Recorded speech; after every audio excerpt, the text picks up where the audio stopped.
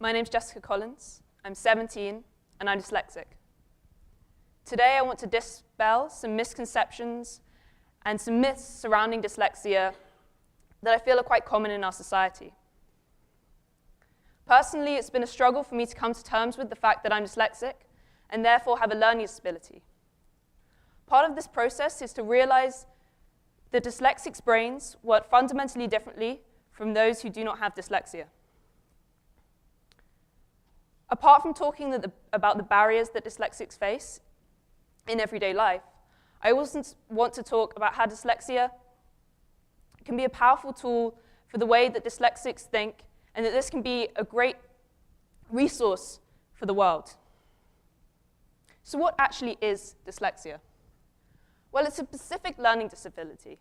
And this is really important because it does not affect your ability or your intelligence, but affects specific parts of your brain and specific skills that you might have, such as reading and writing. It's a spectrum disorder, and so goes from mild to extreme. And this is also important, because even if you are mildly dyslexic, you're still dyslexic and your brain works in a different way. It's hereditary, and this means that if your parents are dyslexic, you are likely to be dyslexic. Through twin studies, they've seen that if one twin is dyslexic, the other one is very likely to be dyslexic. And I know that in my own case, my mom and most of my maternal side of the family are dyslexic. So scientists have identified about 6 genes that are probably responsible for dyslexia. And these effects can be categorized into 4 main areas: phonological awareness, verbal memory, rapid serial naming, and verbal processing speed. These effects can be drawn into things such as putting E's at the ends of words or mixing up letters. One of the areas that I wanted to go into was phonological awareness. So phonological awareness is the relationship between letters and letter groups and the spoken sounds that they represent. Dyslexics often have trouble breaking down unfamiliar words into letter sound segments. For example, dyslexia can be broken down into the phonemes Dyslexia. And dyslexics often have trouble relating these phonemes into the alphabet. For example, with dys, dyslexics could see this as dys, dis, des. And when we look at dyslexics studies when they're reading, you can see that a non-impaired individual when reading uses the front of their brain, but also uses the back part of their brain significantly more than a dyslexic individual who just uses the front part of their brain and uses it a lot more than a non-impaired individual. I think this is really interesting in showing how dyslexics' brains work physically differently from non-impaired individuals. I also wanted to show you my own dyslexic diagnosis test. So this is from when I was 16. And you can see that the national average is 100, and that the general ability is above the average, but certain individual skills, such as single word spelling, the recall of digits, are very low. And this is because of the way my brain functions, in that some skills are less developed than others.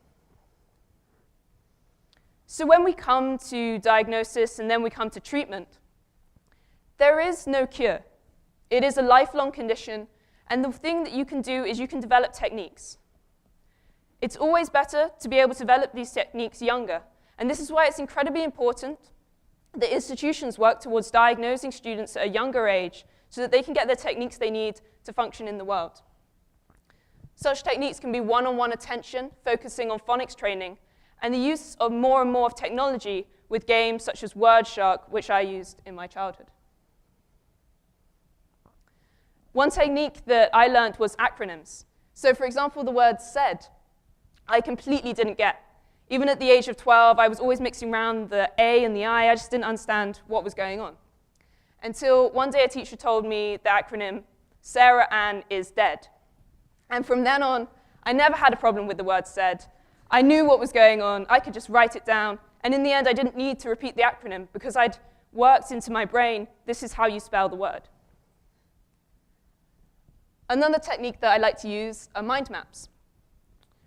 So with the idea of mind maps, you draw the main idea physically, and then you come off with other ideas, facts, figures, definitions off the side of the main idea. And this causes you to physically imprint the pattern into your brain. So when we come to look at dyslexics, I also think it's important to note that dyslexics can be great individuals and have a really great impact on the world.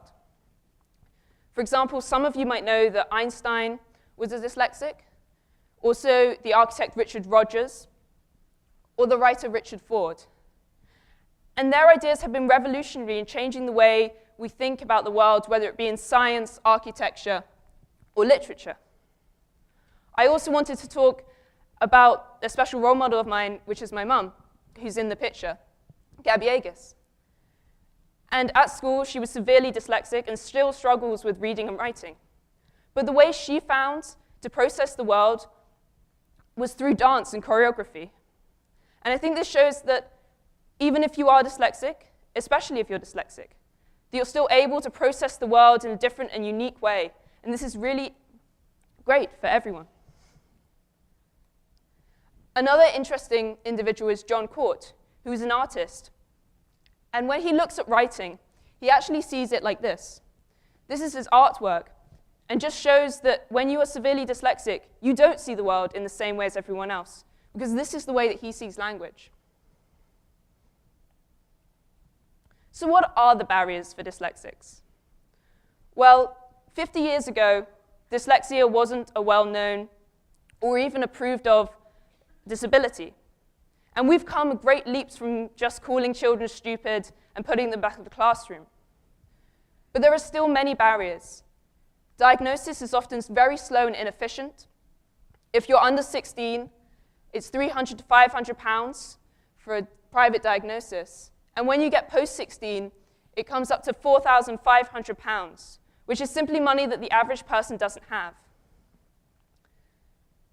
This means that educational institutions don't have to give you the one-to-one tuition and the support that individuals need.